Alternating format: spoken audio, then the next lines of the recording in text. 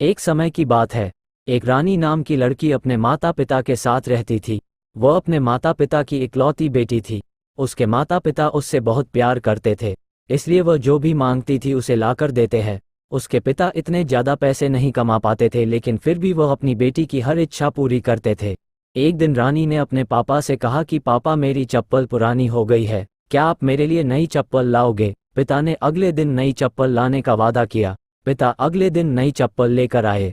रानी नई चप्पल देख बहुत खुश हुई और चप्पल पहनकर पूरे दिन मोहल्ले में उछल कूद करती रही। शाम को वह घर आई और चप्पल उतार कर सो गई।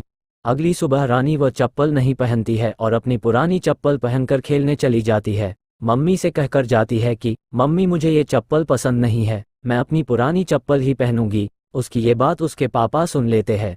इतने में रानी बाहर खेलने भाग जाती है। रानी के पिता उसके पीछे गए और उसे अपने पास बुलाकर कहा कि बेटा, अगर तुम्हें नई चप्पल नहीं पहननी थी तो तुमने क्यों मंगवाई, और तुमने उसे कल पूरे दिन पहनकर रखा, अब हम इसे वापस दुकानदार को भी नहीं दे सकते हैं। रानी कहती है कि पापा, मैंने ये चप्पल मम्मी के लिए मंगाई थी, क्योंकि उनकी चप्पल टूट गई है और वह खर्चे के डर से कभी अपने लिए नई चप्पल नहीं मांगती है, इसलिए मैंने वह चप्पल कल पूरे दिन पहनकर रखी ताकि मम्मी उसे वापस करने का न बोल सके।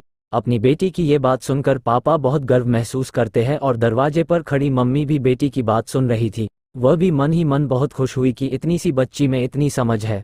दोनों माता पिता एक दूसरे के सामने देखकर मुस्कुराते हैं और बेटी को प्यार करने लगते हैं। सीख: हमेशा अपने माता पिता की मजबूरी को समझना चाहिए।